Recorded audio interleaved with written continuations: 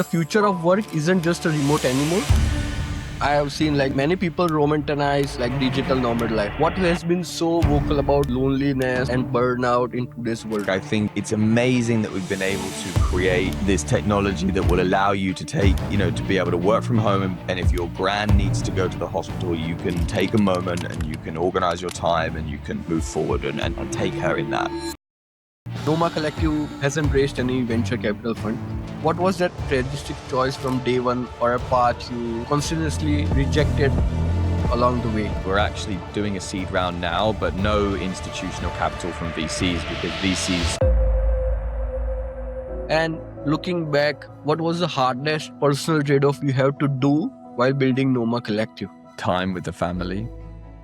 If Noma Collective didn't exist today, what problem in the future work will you feel personally compelled to solve next? The thing that I'm most interested about is... Welcome back to the BreakOut podcast, where we go beyond headlines, hype, and LinkedIn soundbites to unpack how founders are actually building in the real world. The future of work isn't just a remote anymore. It's global, it's community-driven, and for many people, it's deeply personal. Today's guest didn't jump on the digital nomad trend.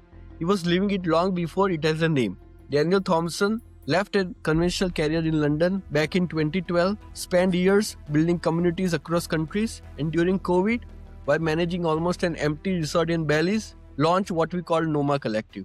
Noma Collective is one of the most recognized platforms helping remote professionals live and work around the world, not just by solving logistics, but by designing intentional community that fight isolation, burnout, and shallow networking. In this conversation, we will talk about what it really takes to build community at scale, why Daniel chose not to raise venture capital, how partners like Hacker Paradise shaped Noma's growth, and what's the next decade of remote work actually look like. Daniel, welcome to BreakOut Podcast. I'm excited to unpack not just what you have built with Noma Collective, but why. Let's start at the very beginning. Welcome to BreakOut Podcast. Thanks, mate. Pleasure to be here. Thanks for the great summary. So before we go into the Noma Collective, take us back to you. You walked away from a stable career in London in 2012, long before remote work was cool, right? What was missing in that life, and what were you actually searching for at that moment? So I was working in the music industry, and I remember I was working with a bunch of different artists, and I remember the moment really clearly. There was an artist called Kesha, which she's pretty famous, although I think she was kind of several years since she had a big hit. But we've been hired, we were running the online marketing piece, and we've been hired on this project. I'd never heard of this girl before, Kesha, and we get into the boardroom at Universal, and they're basically like, it's all paid for, she's gonna be number one, we don't need to do anything, basically it's in the bag, we've already got everything covered. And that was just the straw that broke the camel's back, because it was like, I don't want to be involved in this. This is all a charade. This is how is anyone without the backing of a big record label ever gonna succeed?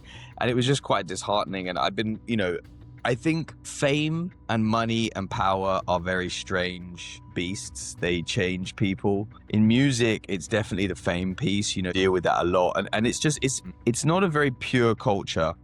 And that's fine, but it just wasn't for me. So I was looking for a complete change. So I had a bit of money and I just was like, fuck it, I'm going to go traveling. At that point, it was like people were still saying, oh, you're gonna have a gap in your CV, what's that gonna look like? But there were the other side of people going, hey, you go to the other side of the world and get all these amazing experiences. And I just wanted something different. So that was what pushed me to just go traveling, really. It wasn't even about remote work at that point. I think actually the only reason why remote work was a thing was just because I was like, oh, if I can do this job on not being in England, the money will go further. That was the only thought process. It wasn't a concept that had been kind of defined. That was like choosing a very unconventional path, going after on a traditional ladder. You choose to be unconventional, travel around the world at the same time, experimenting with the things and working remotely. So living nomadically for years, and then you have built Argentina's first art member clubs. That clearly shapes how you think about the community building, right? What did those early experiments teach you about people that most founder only learn much later after the implementing? I don't know if founders sometimes or business owners ever understand this, but people are ever more than ever just lonely, man. Like that's the reality. Like, the sell is, make money, buy things, nice shiny car, whatever it is, and it's an unteachable lesson, but you only realize those things don't make you happy when you've got them, right? And so like I think there's this underlying discontent that people are kind of just looking for some sort of tribe as well. So I'm married into Latin culture. My wife's from Uruguay, and like the family unit, maybe similar in India as well. Like the family unit's way stronger in those cultures. Like the family unit in the West is non-existent. Like, kids are leaving their houses early. They're putting their grandparents in homes. It's like a very like fragmented family unit. And that's where you get your base of belonging from, I think. So you've got all these people that have money and don't have anywhere to feel belonging. I say a lot of the time that like remote work gave everyone the freedom, but we've got no structure around that freedom. And I think that's like at a base case, yeah, you can give people a good co-working space and you can find the right accommodation, and there are a lot of pieces to that. But really what you're doing is you're giving people friends and lovers and partners. Like that's the key. And I think that's if you that and solve that for your community, I think you'll always have those people. You're solving a major problem. Definitely. Mostly in Southeast Asia, the social network is always very strong. They always are connected with each other rather than from the West, right? And that's why in the West, you have seen the mental health crisis is always on the rise. And the countries are having a huge budgets for the mental health crisis.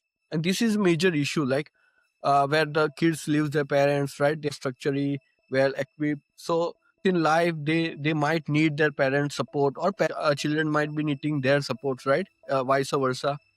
But that's not what I really see here. And people mostly go to the old age home when they retire. They don't stay with the kids. That usually happens in India or in the Southeast Asian countries, right? So that is definitely does make a great difference about what you talked about. Like loneliness is a major problem what we face in today's AI world, right? And you often speak about creating a very safe spaces for people living traditional 9 to 5 path, right? And why do you think that emotional and psychological safety is so overlooked in entrepreneur and work culture? Probably because it doesn't add to the profit and is an expense, and businesses are generally focused around that. I think, as a CEO, you realize how much it costs to run things and how difficult it is, and any non-essential is often cut. And while I do think all those things are essential, they can be perceived as non-essential maybe. So maybe it's that. I think it goes back to this, there's like this illusion of happiness, which I think is like short-term dopamine, and that's like not, I think, fulfilling long-term. So yeah, I think that you've got a system that's set up to reward short-term dopamine, and a system like, I'm all for capitalism, like don't get me wrong, but like it does lead you to assuming that if you buy the next cool thing, you're going to feel good. And I think we still are. I think if we were to put more emphasis on human like interaction and well-being, general health, mental and physical, we would be in a better place. But that's a whole other conversation around like, is the medical system even set up for that, or even wanting that? Like, I don't think it is. The system makes more money if you're sick, right? Yes, I think as you said that you are not against the capitalism, but capitalism need to go along with the impact for a longer term. Like you need to have an impact first and profit later, not just looking after the profit, which might big corporate organization might be looking for. So I think that is something companies need to understand, giving a priority for the impact first driven. I think Noma Collective was born during COVID-19, right? While you were managing almost like an empty resort in Belize. What was that exact moment when you realized that it wasn't just a lockdown, but it was an experiment, but with a real business? So I used to do large-scale music festivals, and so gathering loads of people together was not allowed, right? And so my long-term partner, who lives in London, was like, I want to get out. I'm going to come visit you. It's like, I'm just going to try and get out when you can. And so we kind of, I was like, look, I'm living on the beach. I'm living in this, looking after this massive resort. There's no one here. And a friend of ours had run a pop-up co-live in a chateau in France the year before, in 2019, before COVID. And he was just like, hey, are there any locations there? And it was just like, at the same time we saw Zoom stock going through the roof, suddenly remote work is being talked about in this like really quite like a different light. And like anything, we thought, well, it's worth throwing a bit of money behind some ads, putting together some nice content and seeing if this is interesting. And it was really just a pastime. And what kicked it into a business was just the response. I mean, we sold out in like, a couple weeks for like several months, and we had some people stayed for like 8 months. And like, so that was what kicked it into being a business. And then what kicked it into being essentially my life's work, or at least the next 10, 15 years, is seeing the people's transformation. I kept seeing people on a beach, week 2 or week 3 of 4 weeks being like, I'm rethinking my whole life now. Like, this has given me so much perspective. This has given me belonging. This has made me rethink how I want to shape my life and maybe take care of my body better. I'm doing yoga twice a week on a beach. I'm like really, whatever that personal journey is, I think the one thing that connects everyone together when they come on a trip is they're not happy with the way things are and they want to make a change. And I think like, for whatever reason, travel has always been the base case decision when you're not happy with home, right? You're like, okay, well, let me just go somewhere else and see what happens. And I think, True. while the community is super diverse, that is the one thing that like aligns everyone, is they're looking for something different. And it's interesting when you have an alignment like that, it galvanizes people. Also, most people come alone. And I think when you're with friends, you tend to like stay within that friend group. Whereas if you come alone somewhere, you have a much different kind of, you're more willing to trial new things. And so, yeah, I think like that's what took it to a business. And then that's what took it to be something that's way more powerful than just a business. It's like changing people's lives for the better, right? COVID was a very pivotal moment, the way how remote work have changed, right? I think it has changed a lot after the COVID, where people, even in Ottawa or in Toronto, people have started leaving their prime city and started buying cabins, and they have worked for more than 2-3 years while working remotely, right? And they can spend the time they want to with their kids, with their parents. As you said in the conversation, your first 3 months were sold out in weeks, right? What did that early traction validate, and what didn't you prepare for it? I mean, it was a madhouse. The hotel had been closed for a year. The bottom floor had like a bunch of scorpions in it. The internet was like barely manageable. Suddenly we had, 50, 100 people on Zoom calls. Like, I would say that whenever you leave a piece of real estate uninhabited for a long period of time, everything degrades, right?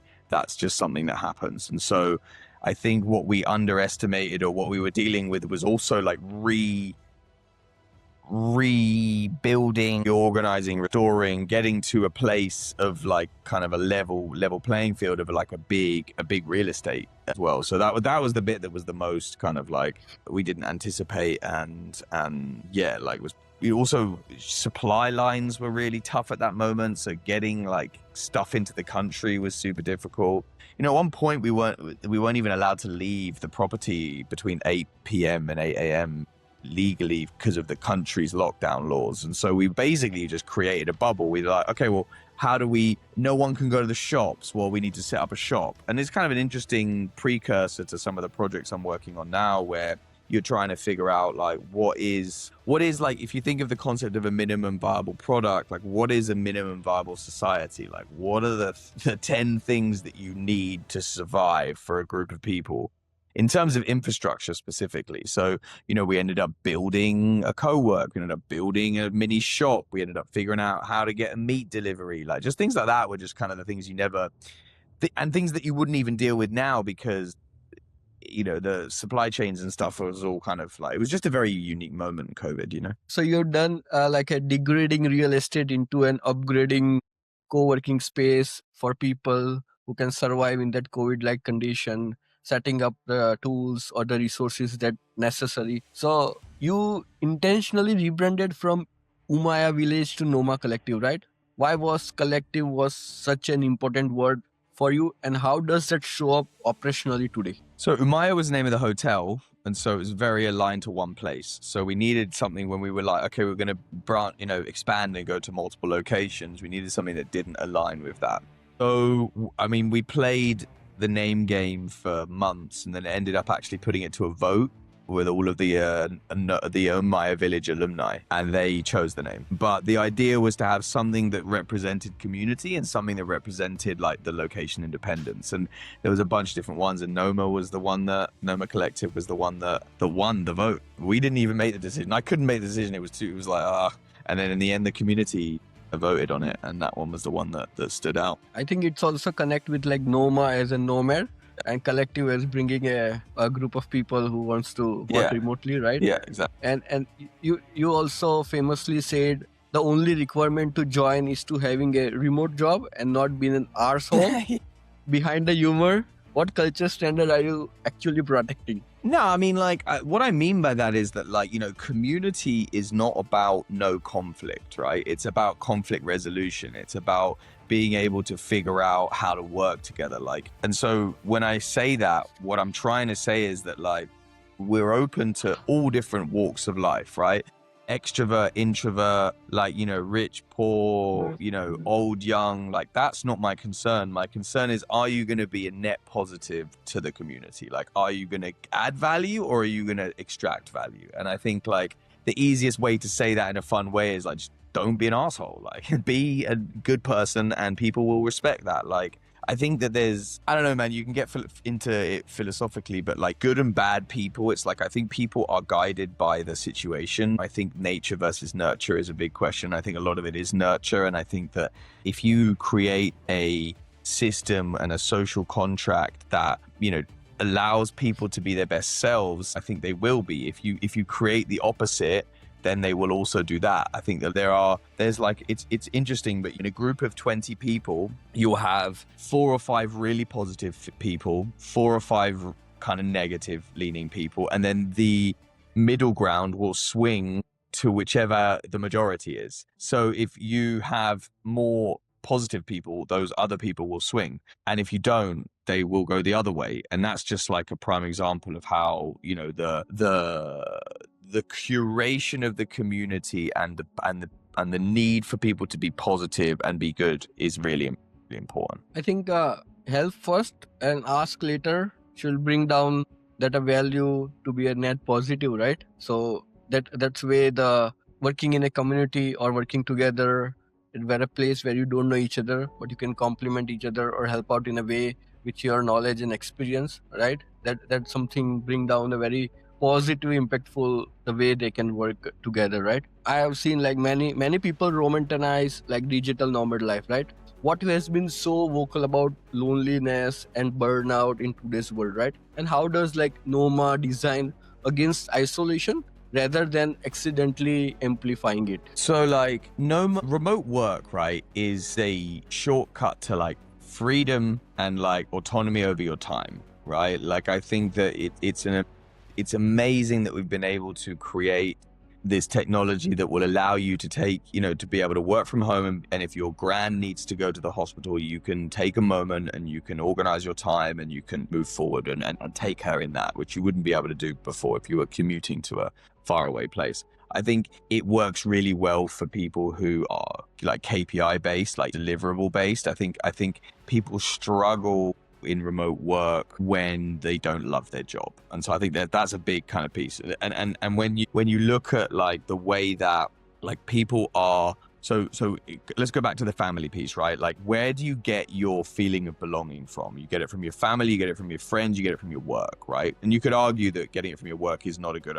idea, but those are the 3 places, right? And then if you go from like the 60s through to like COVID, the majority of people in the West got their friends, their vibes, their culture from the office, right?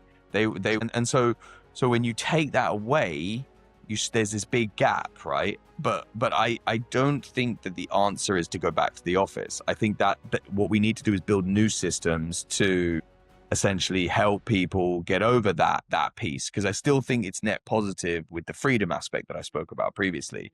So then it's like, well, how do you create that? And I think ultimately bringing people together and creating the right physical space to maximize serendipitous moments is like how you go ahead and do that. So like we trialed out a bunch of different ways to live together. But like initially we had a couple different villas spread across a town, and then we had like everyone in one hotel.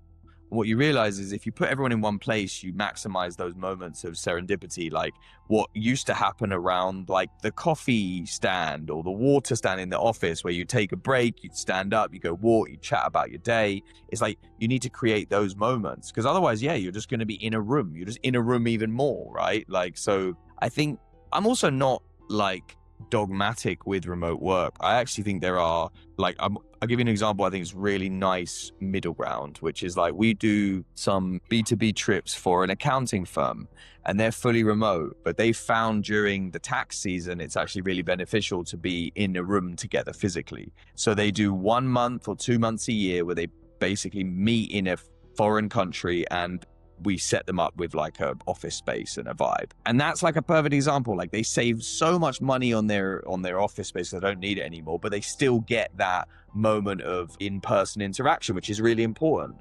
And they do it based on the cycles of their business, which I think is also really interesting. That's a good example of how you can build a new version, a new future that solves the same problem without having to go backwards to the office. I really got a great insight from what you have said, that most people in the West, they make their friends and their all the network and connection from the work, which is quite opposite from the East, right?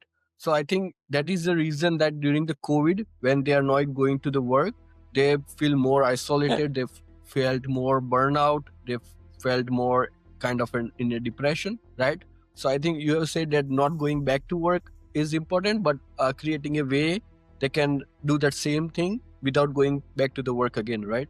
So, and also you've given a great example of the B2B accounting firm, that they don't have to lease out for a year. They can plan out for 2 months at a foreign countries, and they can spend out together as a team, which we can work out longer in a longer term, right? So, and you have also described as a long-term vision as a Tulum hotel mixed with a Google office, right? What problem does the vision solve that neither hospitality or nor co-working space have figured out yet? If you go back and look at how hotels used to be made back before in like pre-60s, it was a time of decadence, and there was a lot of emphasis on communal spaces. There were like ballrooms and big dining areas. It's different. The kind of format was much more formal, but the concept was these are beautiful spaces that we will come together in, right? And then as work travel became a thing, 60s, 70s, 80s, commercial flights were cheaper. You started getting like a lot of need for hotels for like 1 or 2 nights for business travel, essentially. And what that created are these like really soulless blocks of rooms with like no community spaces. And then the metric for raising capital and then ultimately like building a hotel was essentially like, how many keys or rooms can I get, the maximum amount of rooms and the minimum amount of square footage, and the highest ADR, like highest average daily rate, for just maximizing like room revenue, right? Like not thinking really about actually the experience. And maybe the focus of the hotel changed, but we're seeing a swing back now where people are like, you know, our entire generation, a lot of them went traveling.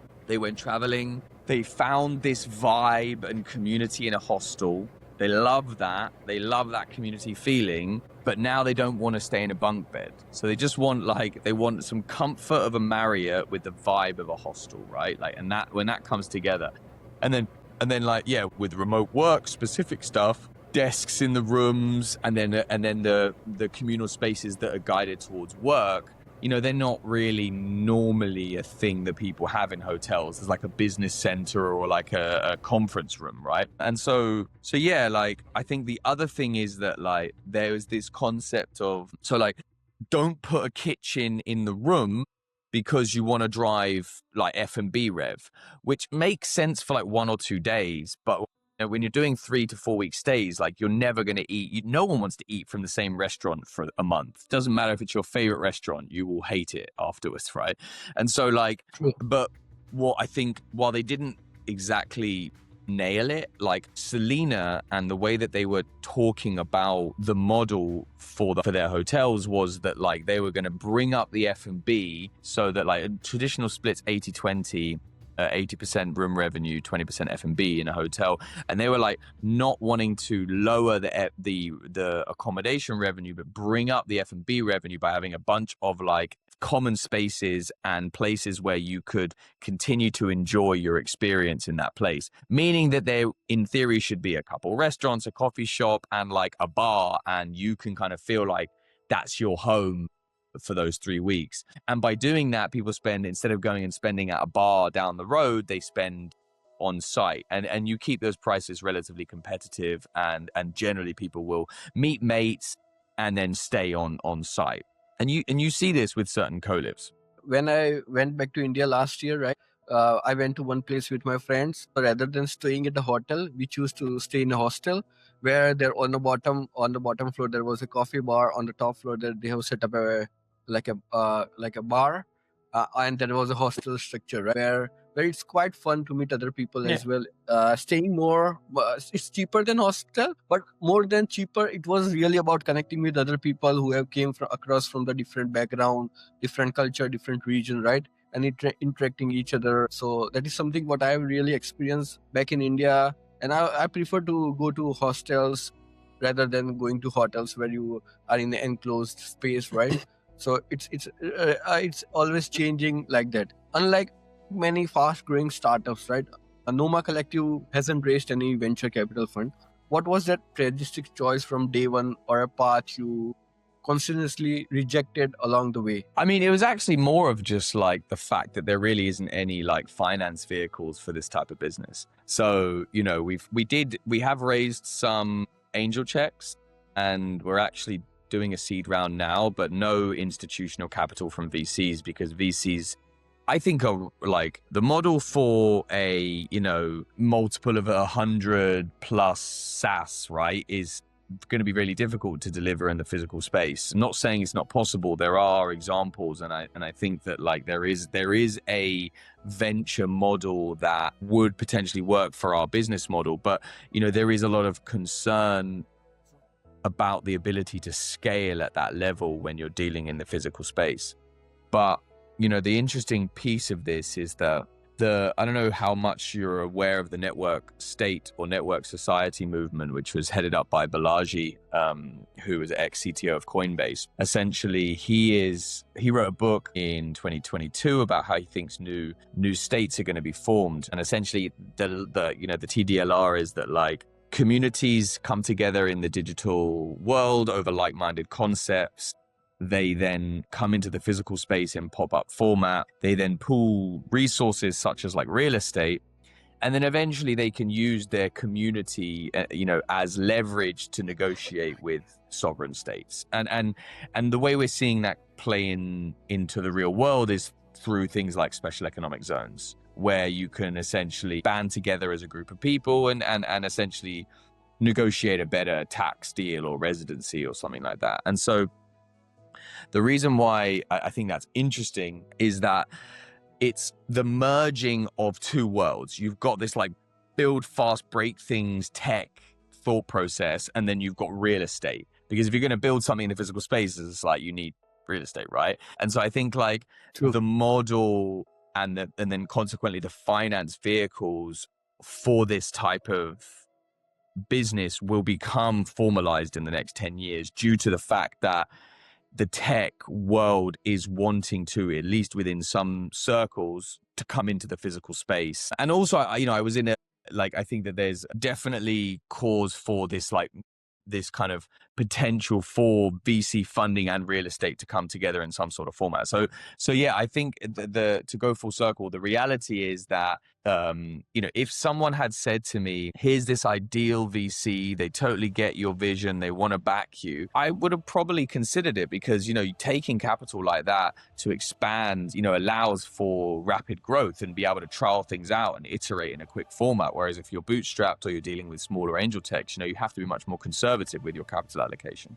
And that's totally fine as well. Like, I get it. Like, they're both, it's just, but I think, in answer to your question, it's more a lack of an appropriate finance vehicle for this type of business, because it kind of sits right between real estate and I guess like private equity or venture. I also feel that as soon as the venture capital come into the space, right, they will keep you to push harder, push to grow faster, right?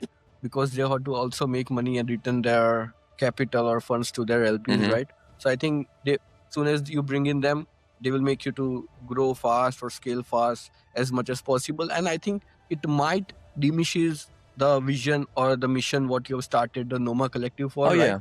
So it's why it's good to go along smoothly or building slowly with the angel checks. And also, I think in future, due to the rise of AI, in-person events as well as the in-person meetings will be a huge market because of the rise in AI and everything. Right? I think when Sam Altman was asked what area of what businesses are actually going to flourish due to AI, he said like hyper-focused, like high-level in-person experiences are going to be a big thing, and I think he's right. And then, like 100%, like you don't just want to take money because it's money. You need alignment with your investors, especially if they're coming in with bigger checks, because they're going to ask for board seats, and board seats is like, decision making. So I think even if there was the right vehicle, it would have to be aligned, quite heavily to make it the right decision. True. And you have partnership with Hacker Paradise. And that was like a major moment of consolidation into the space, right? What convinced you to do that partnership? Was that the right kind of growth instead of just raising capital or expanding as a solo team? So Hacker is, the oldest in the space, really well known, very well respected. We're kind of the young guns, if you will. We kept seeing each other in the same places and running two separate trips to the same locations with two separate like OPEX. It just didn't make any sense. And then, we knew each other, we had a conversation, and it made sense to acquire them and kind of merge the two businesses, because you've now got two communities that want the same thing. Kind of getting that allowed us to consolidate the back end and continue to deliver awesome experiences.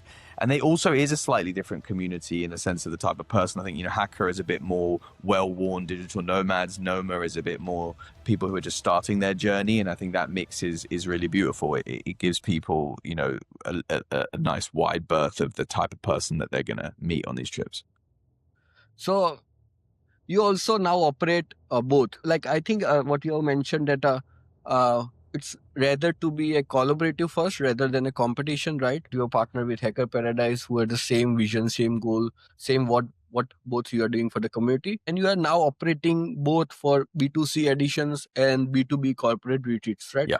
Which sides of the business excite you most about the future of work? And how and why? So I've been thinking a lot about the word digital nomad, and that it's actually like not the movement, but actually like a stage in a larger like ecosystem. Because when you're thinking about the perception of how people see a digital nomad, people who travel, they get it. But a lot of people think of it as like this lonely, transient person living out of a suitcase forever. And when that movement started 15 years ago, that may be the case, and there may be new people now starting that journey. But if you go and speak to the people that were digital nomading 15 years ago, like me, they're not really digital nomading now. A lot of them, they have like moved on. They've transitioned to another stage, and it's more like they're not completely sedentary in one place, but they pick 2 or 3 places, and they kind of feel like home in those places. And so like the wording that we're using for that is multi-local.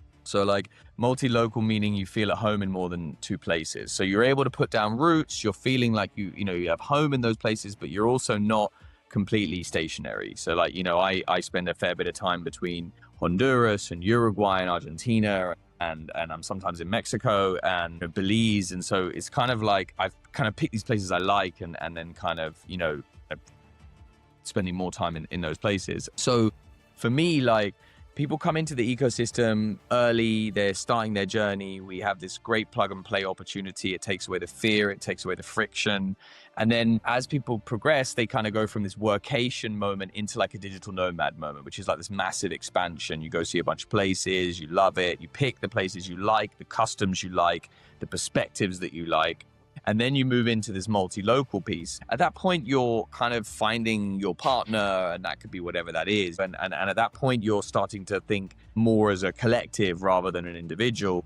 And I think that's where things like family infrastructure come in. Like, I have a 3-year-old, like, how does it work, this lifestyle when you have kids? Like, there are a large amount of digital nomads that are having kids. And right now there's no infrastructure. So a lot of them are doing what we spoke about earlier, which is going backwards, going back to where they used to live because there's no way to do what they want to do and also give the life they want to their kids. And then I think it ends, in my opinion, in like a multi-generational, network society. And what does that mean? That's kind of like a real estate development that has taken all of the best parts of what we've learned in the last 50 to 100 years. That may be, like regenerative agriculture practices, that may be walkable villages, that may be different ways in which people can get onto the property ladder, that may be governance from like things like blockchain or learnings in architecture, learnings from music festivals about how to create community, and then essentially like getting to critical mass quick enough to be able to have a functioning society. Because I think when the problem with real estate developments, kind of like, oh, come and live in my eco village, is actually that they don't have enough people. Because I think most people don't want to go live with 150 people in the middle of nowhere.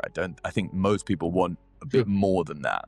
And I think also this idea of it being all the same type of person is actually counterintuitive. So like when people say, come and live with like-minded people, what you often get is like a monoculture. And that's like actually not conducive to a society that's multi-generational, because you get this group of people that are really aligned. And then as that progressive, the new generation comes in, they have different views. They don't align with the old generation. They move away. That generation kind of stagnates. And that's what you see time and time again with these like communities, is they really struggle to break through the second generation in the way that first generation aligned over their moment, right?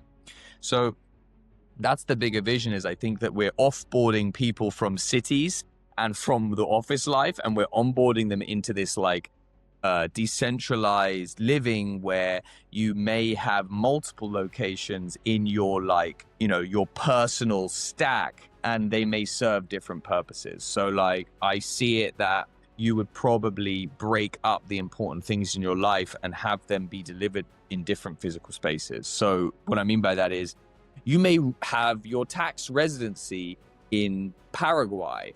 You may have your company in the United States. You may live in another place, and you may break that place into multiple areas. So meaning that you can kind of separate the old format and really take the best for you in your life, in your moment, and also make your money work for you, right? I think that like remote work has given this ability for geographical arbitrage, like the ability for people in India to make dollars. It's like a massive shift, right? And I think it goes the same the other way. Like life's really expensive in the UK and in the States. Like if you could make dollars and live in Mexico, it might do well, right? And I'm not saying go there and not pay taxes and not be part of the culture. I'm saying the opposite. I'm saying go there and have autonomy over those things, and then I think you'll have a lot more people wanting to opt into that society. Because what we're having now is the opposite, right? People are opting out of society because they're not happy with what they're getting, right? Like they're paying a bunch of taxes. Like in the UK, it's a great example.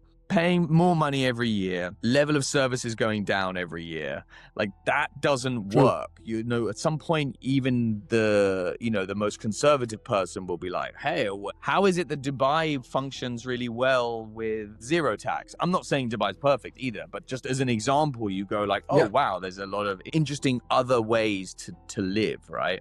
And I think as the world becomes more global, it's going to be harder for nations that choose the high tax opportunity to justify that, because those things are going to become commoditized. And I think you're going to have way more people just opting out of those systems because they don't serve them anymore. And they have the opportunity to choose. True. Because like my sister lives in UK, right? So I know the things, all the services is going down, expenses is going up. The same way in Canada as well. So in Canada, all the services or medical care is going down, and the wages and everything are stagnant, right? And then they no longer have an ecosystem where they can bring down the more founders and investors. So I think it's really evolving.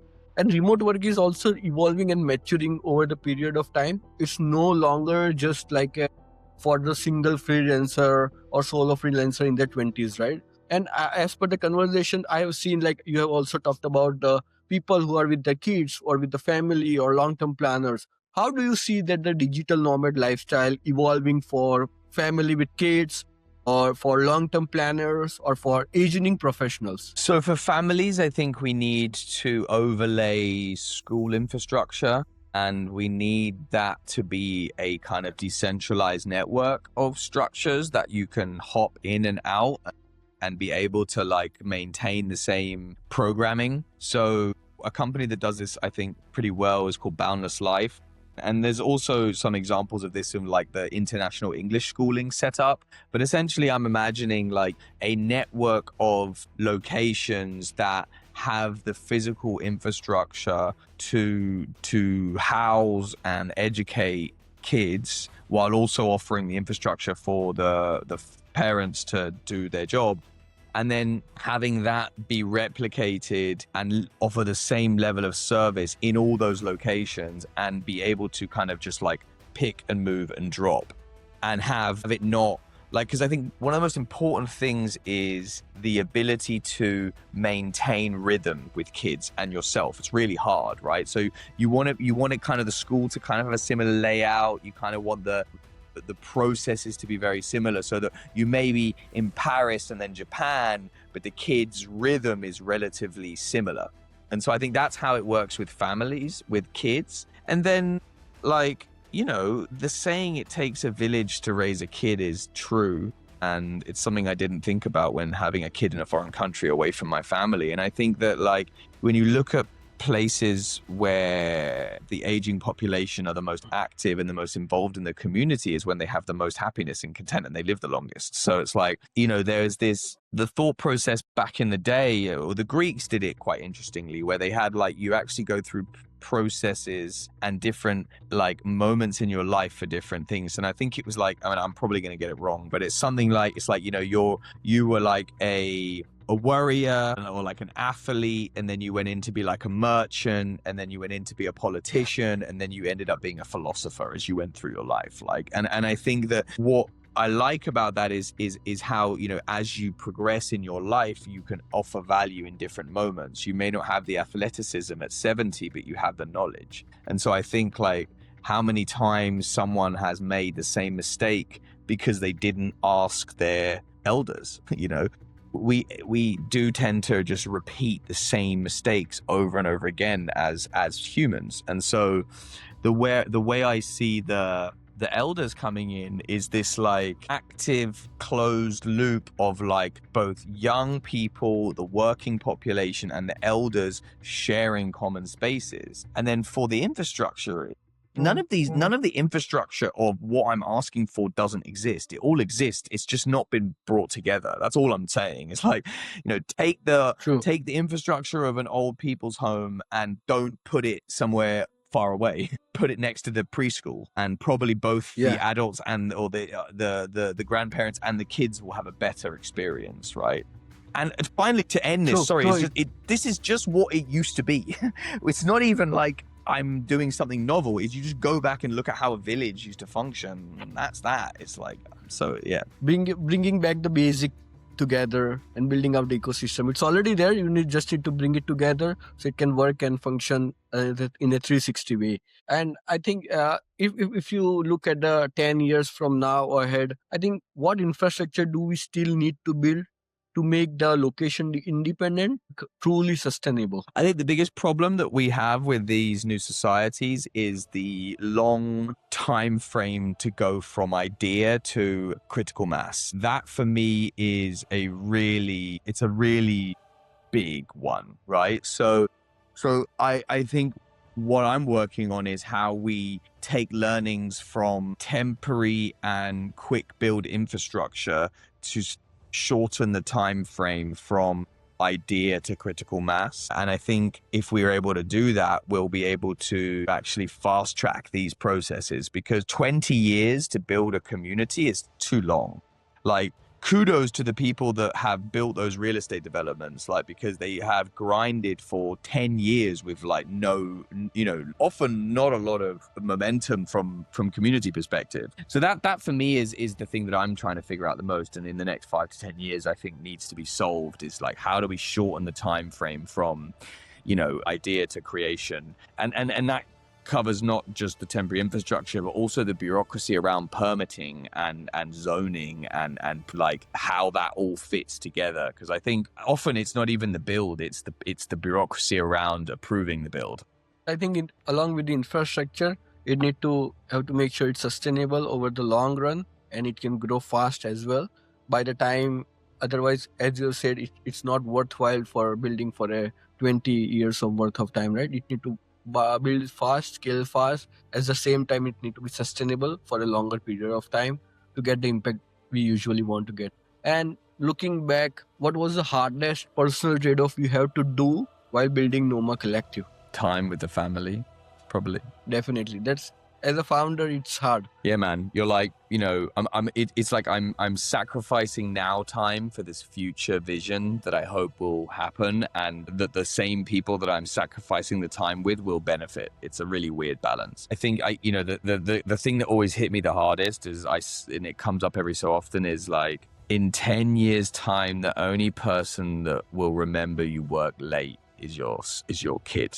Which is like, it's like, that was a bit tough, that one. So I am more conscious, trying to be as conscious as possible about the balance of time. Definitely. It's hard as a founder as well. I understand that pain that you have to sacrifice. Who feels stuck between freedom and stability, right?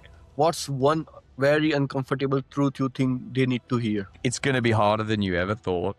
It's going to be more work than you ever thought. And you really need to love it.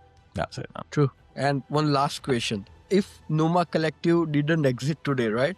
What problem in the future of work will you feel personally compelled to solve next? The thing that I'm most interested about is this ability for collective community to come together to have purchasing and leverage power. For me, that's really interesting. Up until now, up until the internet, it's always been governments or big business that are able to do that. And I really love this idea of like 5,000 digital nomads band together. We all pay taxes in our respective countries. Let's go and leverage that to a foreign sovereign nation. And I think it's a real win-win. And it actually shows this like power to the people opportunities. Both that developing nation and the people will end really in a better place.